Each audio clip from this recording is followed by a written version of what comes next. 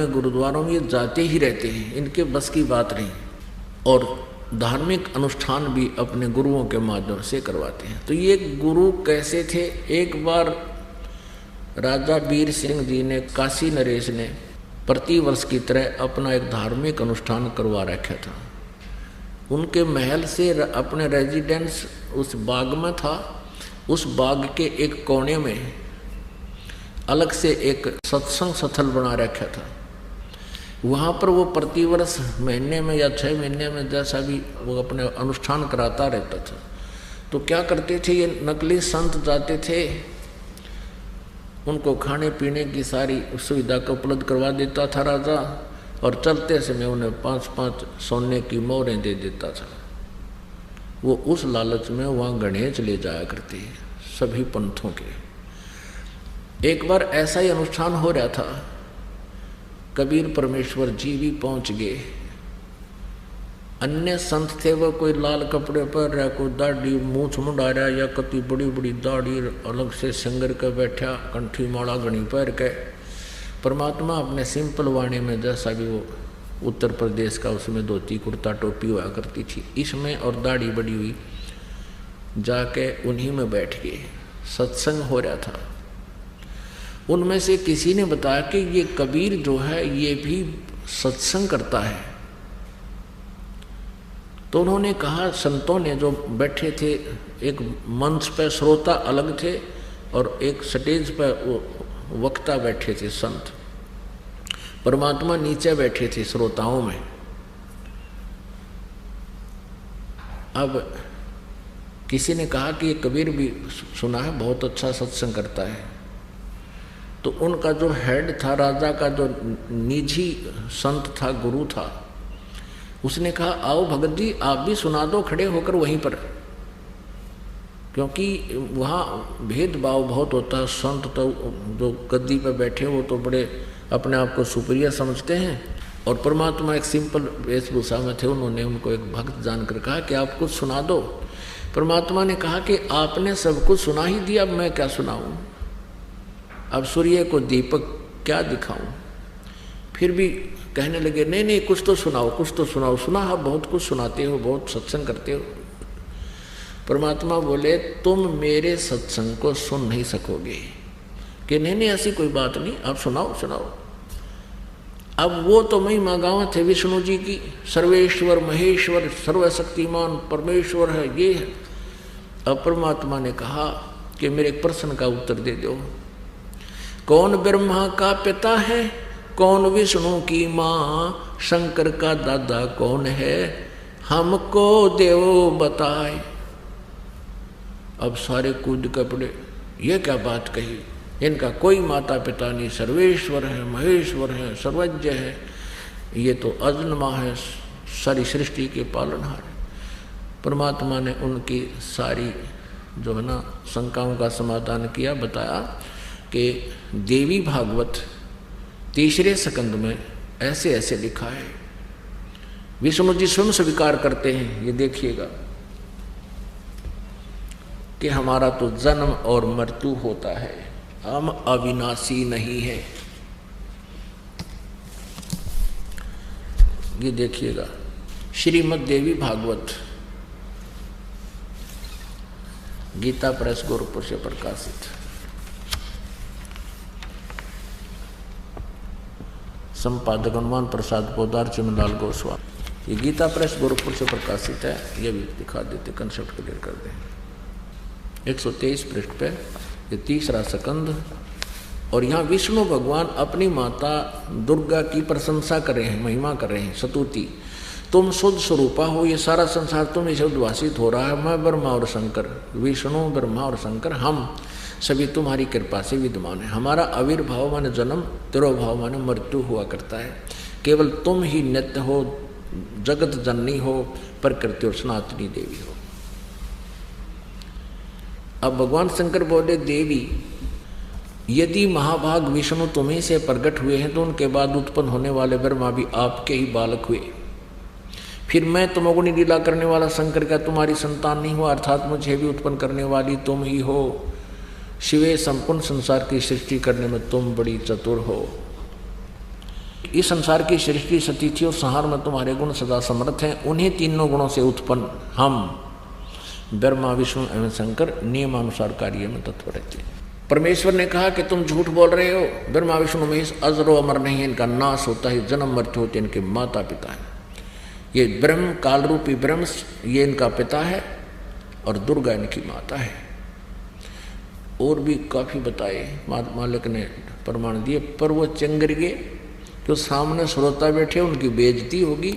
इनको भगवान नहीं चाहिए, इन्हें तो अपनी मान बढ़ाई चाहिए। इन श्रोता भाड़ में जाओ, इनकी इज्जत बनी रहे, इनकी रोजी रोटी बनी रहे। श्रोता बैठे उनकी बेइज्जती होगी।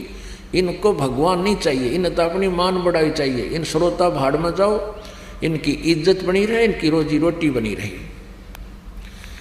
और परमात्मा कहते हैं जब ये संत बन गए, संत भक्ति भगवान के लिए ये घर बार त्याग कर या कोई विशेष क्रिया करके ये भगवान की तरफ अग्रसर हुए हैं और ये संत बन गए, औरों को मार्गदर्शन कर रहे हैं, स्वयं ज्ञान नहीं, और इनको ये सच्चा ज्ञान मिल जाता है संतों को, तो ये अगर ये अच्छी आत्मा है तो इन्हें स्वीकार करना चाहिए। लेकिन ये तभी से आग लगी हुई आज तक, ये मरना मंजूर है, इन्हें ये स्वीकार नहीं कर सकते। परमात्मा की वाणी है कि राज्य तजना सहज है, सहज त्रिया का नेह, और मान बढ़ाई ईर्षा दुर्लभ तजना ये। और इनके तजे बिना भगवान के निकट भी नहीं आ सकता। तो सभी चिंगर गए, तने बड़ी बात कही, तू कैसा नास्तिक आ गया है, हिंदू धर्म का तो जो है ना बेइज्जती करता है, हमारे देवताओं के बारे में गलत बोलता है। चिंगर गए। उनमें से एक व्यक्ति गया, संत राजा के पास पहुंचा, राजा से और नमक मिर्च लगा के कहा कि कबीर नाम का कोई व्यक्ति है, हमारे हिंदू धर्म की बेइज्जती करता है, विष्णु जी को नासवान बताता है, हमारी तो नाक काटती। राजन परमात्मा उधर वार्ता कर रहे थे उनसे, इतने में राजा ने एक पुलिस वाला भेजा लाठी लेकर, अब जाओ कबीर को बुला कर ला। राजा घर पे बैठा है और सांग करवा रहा है बाग में, हुआ उड़ा सत्संग कर। राजा का क्या लाभ हुआ उसको, कहते बैठे सत्संग सुने तो कुछ लाभ हो। ये ऐसे ड्रामेबाजी हो जाती, ये अभिमान, ये अहम होता है इनमें, हमारी बेइज्जती हो जाएगी सत्संग में जाकर बैठांगे तो। लेकिन पुण्यात्मा ऐसा नहीं करती। तो राजा ने सिपाही भेजा छड़ीदार के ला उसको बुला के। अब छड़ीदार ने यानी उस सैनिक ने कहा जाके कि चलो तुमको राजा बुलाते हैं, तो क्या बकवास कर रहा है। अब परमेश्वर ने कहा कि भाई मैं एक नागरिक हूं, स्वतंत्र है, और मुझे तेरे राजा से कुछ लेना देना नहीं है। अगर तेरे राजा को गरज है तो मेरे पास आ जाएगा, और मैं नहीं जाता वहां। अब उस सैनिक ने साथ में वो जो संत आया था लेकर बुला कर लाया था, वो फिर वापस गए। राजा से कहा कि राजन वो तो यूँ कहे मैं ठेंगे पर रखता हूँ ऐसे राजाओं को, मुझे जरूरत नहीं ऐसे राजाओं की, उसको गरज पड़े तो आ जा। अब राजा ने यह बात कोई कह दे उसका, वो तो फिर अपनी बेइज्जती मान लेता है, और अभिमान बहुत होता है राजा में। 10-20 सैनिक लेकर चला राजा स्वयं। अब परमात्मा कहते हैं सो छल छिद्र मैं करूं अपने जन के काज। जब वो राजा वीरदेव सिंह बघेल रह गया 100 फुट की दूरी पे, 100-125 फुट की दूरी पर, तब परमात्मा ने अपना आसन जमीन से 1.5 फुट ऊपर कर लिया। हवा में 1.5 फुट ऊपर हवा में बैठे, नीचे कुछ नहीं, जमीन से 1.5 फुट ऊपर उठ गए। केवल राजा को दृष्टिगोचर हो रहे हैं, अन्य को नहीं। अब कितना अंडी पाक रहा हो भगवान के सामने, फिर के भी होते इन राजाओं का। 1 मिनट में इनकी मुर्गी बना दे संत जो चाहता है। तो वो डर गया, उसने देखा ये तो वह परम संत है, जमीन से ऊपर नीचे कुछ भी नहीं। गया तथा उनको सोटे मारन और हाथ जोड़ कर करबद्ध खड़ा हो गया, हे परवरदिगार आपका क्या विवाद है। परमात्मा बोले कि विवाद इनका और मेरा है, आप किस लिए आ गए यहाँ पर। अब कोई जवाब नहीं घबराएगा कि क्योंकि इतनी चमत्कार देखकर कलजा पट जा आदमी का। राजा बोला मेरी गलती होगी, इन्होंने बुलाया मुझे। तो परमात्मा बोले ये अज्ञानी बैठे हैं, इनको ज्ञान नहीं है।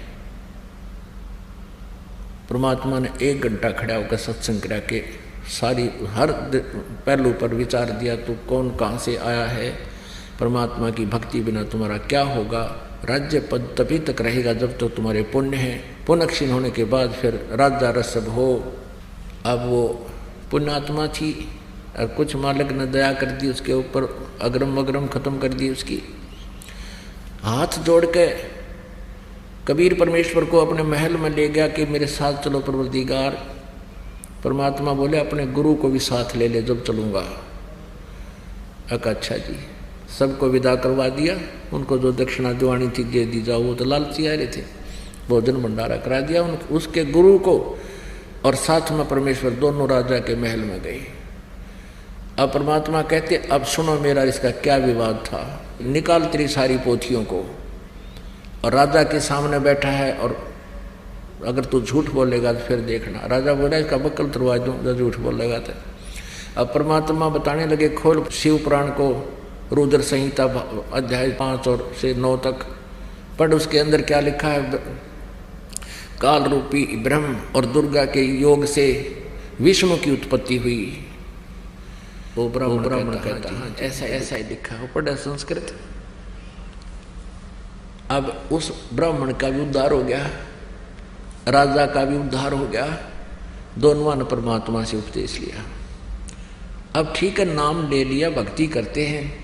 परमात्मा ने प्रथम मंत्र दे दिया राजा को और फिर कहा कि फिर आऊँगा, फिर कभी तुम्हें सतनाम दूंगा। अब राजा लोग ठीक है कुछ दिन भक्ति करता रहा, फिर अपना राजकाज में करता रहा, और नियम बता रखे थे जीव हिंसा नहीं करना। अब कुछ दिनों के बाद मंत्रियों ने श्रृंगार लिया राजा के, चलो राजा शिकार करने चलते हैं। ब्राह्मण उनके गुरु लोग भी कहा करते थे कि अक्षत्रिय यदि शिकार नहीं करेगा तो वो भूजदल बन जाता है। ये दूने क्रम फुड़वाने उनके। तो कबीर परमात्मा पहुंच गए एंड टाइम पे, और उधर से वो मर्यादा भंग करने के लिए तैयार हो गया। घोड़े गाड़े तैयार कर लिए, सब सैन अपने 150 व्यक्ति सैनिक साथ कर लिए और जंगल में 1 हफ्ते के लिए चल पड़े। चलने वाले थे इतने परमेश्वर पहुंच गए कबीर जी।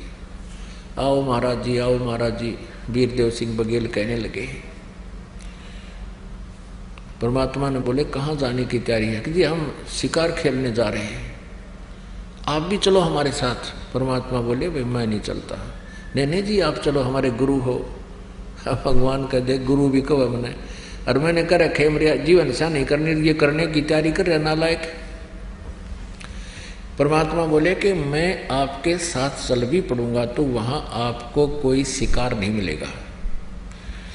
अब वो समझे कि परमात्मा के कोड वर्डों को। वीरदेव सिंह बघेल कहने लगा नहीं जी ऐसे जंगल में जाएंगे वहां पर बहुत से शिकार हैं।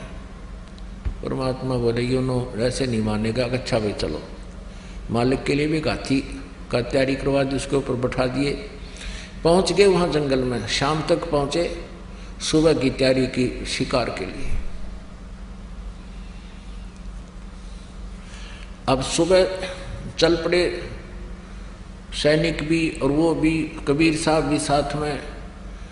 इतनी दूर चले गए जंगल में जहाँ कोई पानी का स्रोत नहीं था, जल का स्रोत नहीं था, और जो भोजन भंडारा था वो दूर छोड़ आए थे। वह कम से कम 30 किलोमीटर जंगल में चले गए शिकार करते करते।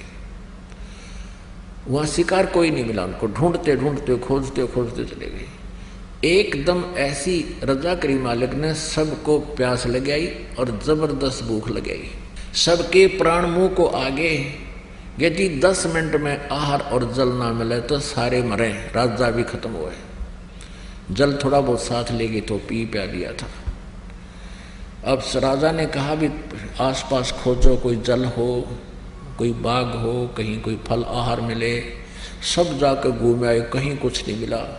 2-2, 3-3, 4-4 किलोमीटर तक घोड़े पर भी जाकर आ गए। अब सब चिंतित हुए, बहुत बुरा बनेगा, अब क्या होगा। परमात्मा ने कहा कि चिंता ना करो, ये ऊपर पहाड़ी नजर आती है ना, वहां देख कर आओ। अब राजा और साथ में एक दो मंत्री और थे, वो कहने लगे नहीं नहीं वहां क्या मिलेगा, जब समतल क्षेत्र में नहीं मिला, पहाड़ पर क्या हो सकता है महाराज। परमात्मा चुप हो गए। एक और समझदार सा मंत्री था, वो कहने लगा भाई संत जो बात कहा करें कुछ गौर करनी चाहिए।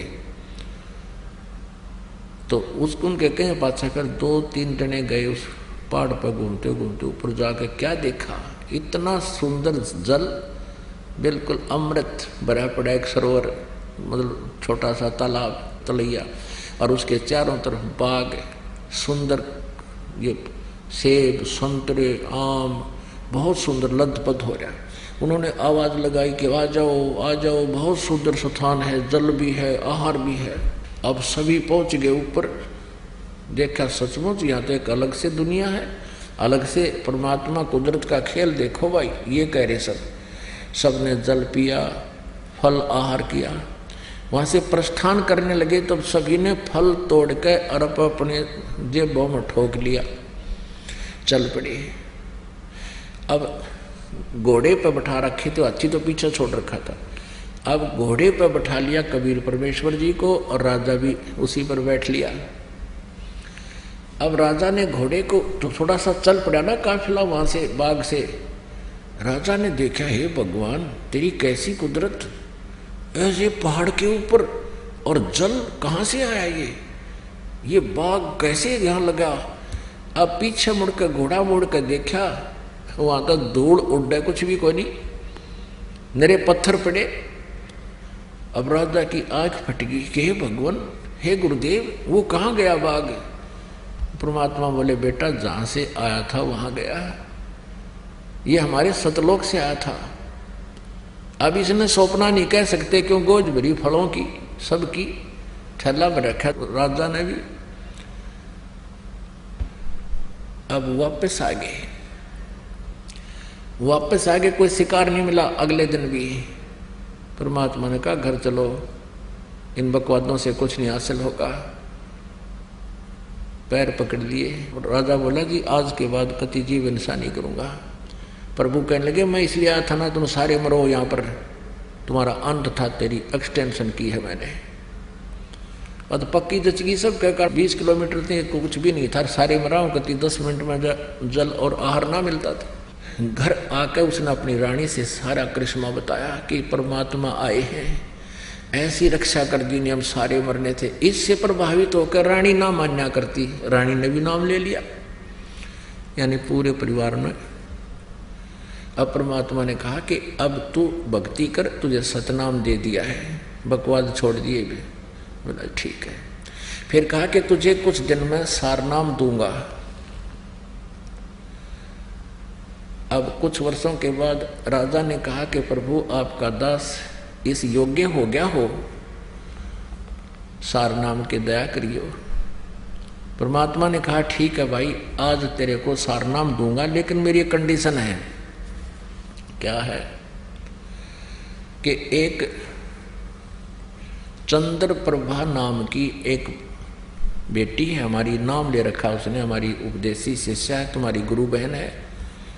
वो ब्राह्मण की लड़की है, विधवा हो चुकी है, उसके एक बेटी है।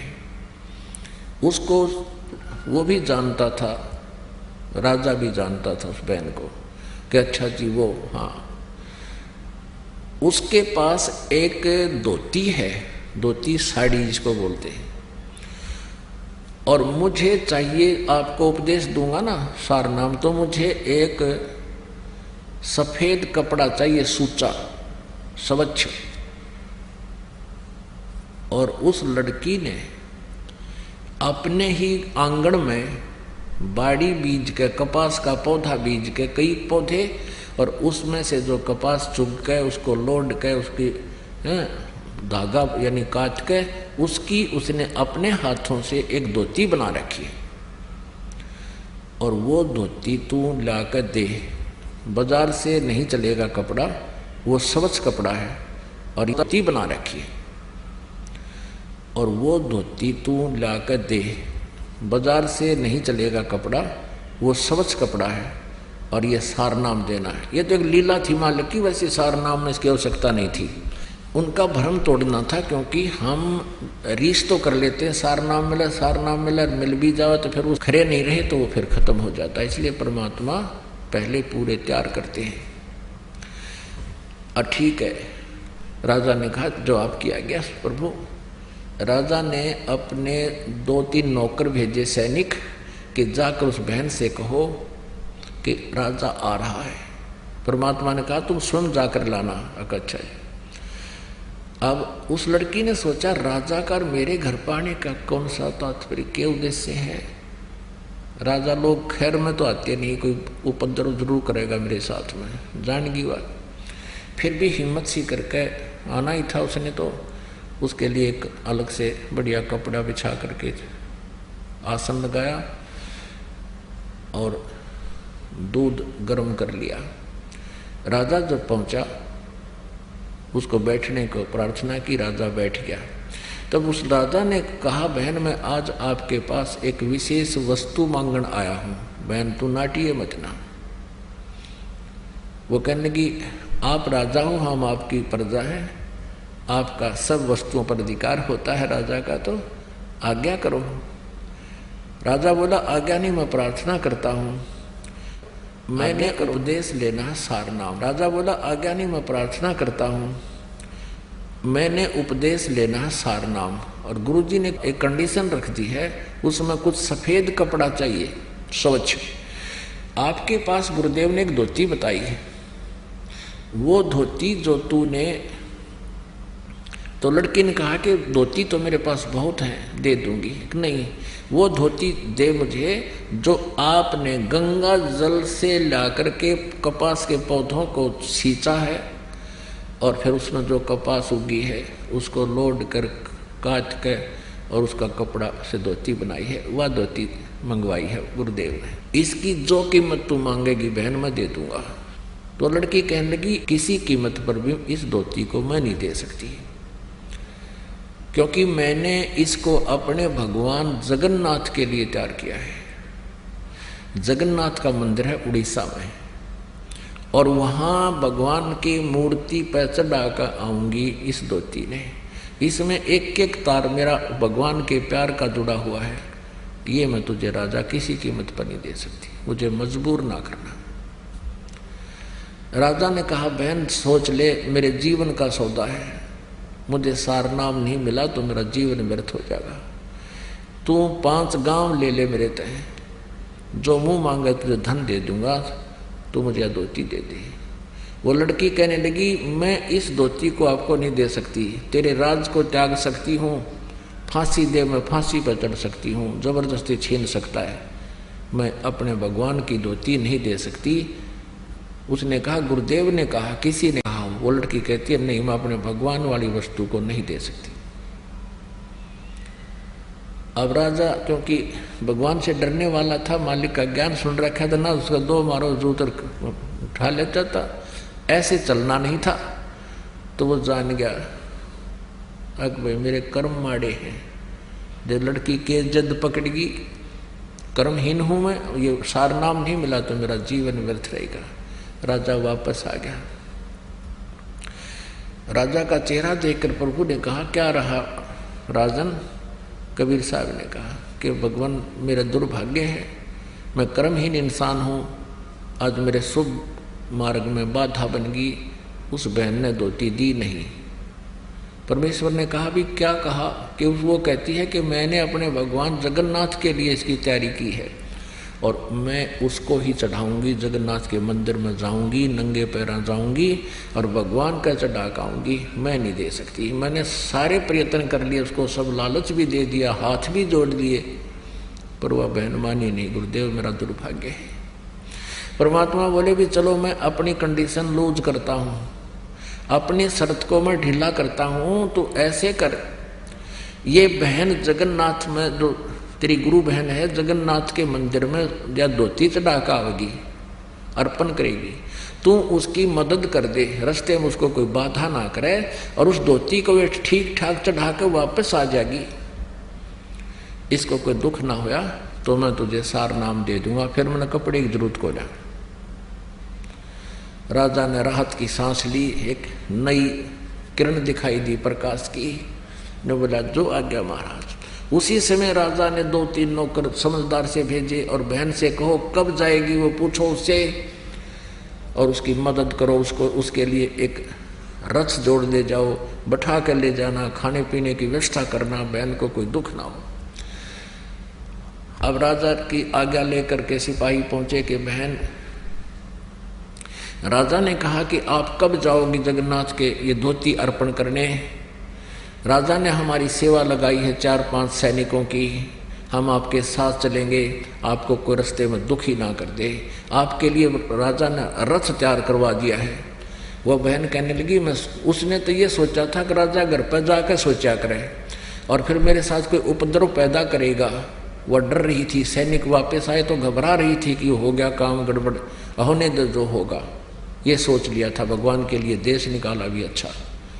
पुण्यात्माओं ये देखना है आपने, इसका निष्कर्ष क्या निकलेगा इस स्टोरी का। ये केवल कथाएं नहीं है, ये हमारे लिए बहुत काम की वस्तु है। अब जब ये बात सुनी उस बहन ने, वह गदगद होगी, शुक्र मनाया जगन्नाथ भगवान का। हे जगन्नाथ भगवान, आपने मेरी इज्जत रख दी, राजा का मन बदल दिया। इन्होंने पता कौन सा जगन्नाथ बदलना लग रहा है इसके मन को, इतनी बुद्धि कमजोर थी मारी। और कहा, सारी बात सुनकर कहने लगी भाई ना तो मैं रथ में बैठूं, मैं तो पैदल जाऊंगी, राजा का शुक्रिया है, अगर तुम मेरे साथ चलो तो मुझे कोई इतराज नहीं। ऐसा ही हुआ, लड़की चलेगी, सैनिक साथ चल पड़े रथ लेकर, खाने पीने की व्यवस्था उसमें अपनी ले ली, वो लड़की पैदल गई वहां तक। अब शाम में पहुंचे, सुबह नहा धोकर उस बहन ने वह अपनी जो धोती हाथ से बना रखी थी वो चादर लेकर भगवान जगन्नाथ के मंदिर में मूर्ति के चरणों में रखना चाहिए, रखते ही और कहा कि इस दासी की तुच्छ भेंट स्वीकार करना जगन्नाथ। वो धोती वहाँ से उठी और उस जगन्नाथ के मंदिर के प्रांगण में जाकर पड़ी और आकाशवाणी हुई कि नालायक, जगन्नाथ तो काशी में बैठा है, वो कबीर परमात्मा इज जगन्नाथ, तो किस धक्के खाना गी। कलेजा फट गया उस लड़की का, रोआ बुरी तरह। ओए होए, वो भगवान स्वयं है कबीर जी। वो वहीं से रोने लगी थी, आंखों में इतने आंसू बह गए कि सारे कपड़े भीज गए उस बेटी के कि मैं कितनी नीच हूँ, भगवान कहाँ मैं खोजन की तागी। परमात्मा कहते हैं गुरु मानुष कर जानते ते नर कहिए अंध, महादुखी संसार में आ गए यम के फंद।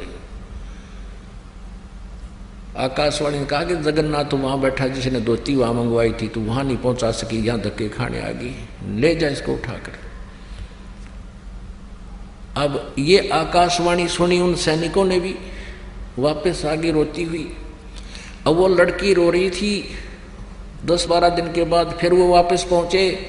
उस दिन भी परमात्मा, क्योंकि लीला थी उनकी, पता था उनको, तो कबीर जी ने वीरदेव सिंह बघेल के घर पर विराजमान थे, पता था कि वाणे वाली है, वो सारा सांग वापस आओगा। वह खाया ही धक्के नालायक है। अब पहले पता किया कि कबीर साहब के घर पे गए, पता लगा कि राजा के यहाँ पहुंचे हैं। फिर राजा के घर पहुंचे, वो लड़की भी और वो सैनिक भी। लड़की रो रही, उसको उससे बोला नहीं जा रहा, चरणों में गिर गई भगवान कबीर साहब के, और ऐसे रो रही है कि उस पर आवाज निकल रही, गला कति रुंध गया उसका, ना कुछ बता पा रही है। अब राजा ने सोचा भाई के बिजली गिर गई इस लड़की पे, और गुरुजी ने तो कहा था इसको कोई दुख ना होना चाहिए, और क्या आपत्ति आ गई, और ये रो रही है, अब मुझे नाम मिला नहीं, क्योंकि भगवान ने कहा था इसको कष्ट नहीं होना चाहिए। सैनिकों को बुला कहा, अरे निकम्मो क्या हो गया इसको, तुमने मेरा नाश कर दिया। तो वो कहने लगे जी कुछ नहीं हुआ, सारी कहानी से परिचित कराया और कहा जी वहाँ इसने जो धोती चढ़ाई तो वो धोती वहाँ से उठकर बाहर गिर गई, और कहा आकाशवाणी की कि जगन्नाथ तो वहाँ बैठा है कबीर, वो जगन्नाथ है, सारी सृष्टि का मालिक है, तू कहाँ धक्के खाना गई, वहाँ उसने जगन्नाथ ने खुद मांगी, वहाँ तो तू दे नहीं सकी, और उसी को अर्पण कर। वह धोती भी साथ सिर पर ले रही वह लड़की, और तब तेरा कल्याण होगा। अब दोनों का एक तीर से 2 शिकार किए परमात्मा ने। वीरदेव सिंह का विश्वास था कि कबीर इज गॉड, ना उस नालायक का विश्वास था कि कबीर इज गॉड, गुरु बना रखा, लेकिन भगवान वो पत्थर बना मान रखा था वो जगन्नाथ का। अब दोनों का हृदय साफ हुआ, परमात्मा के चरणों में गिर गए। परमात्मा ने कहा प्रथम नाम दोबारा लो, द्वितीय दोबारा लो, फिर भक्ति करो, जब सार नाम दूंगा। बोलो सतगुरु।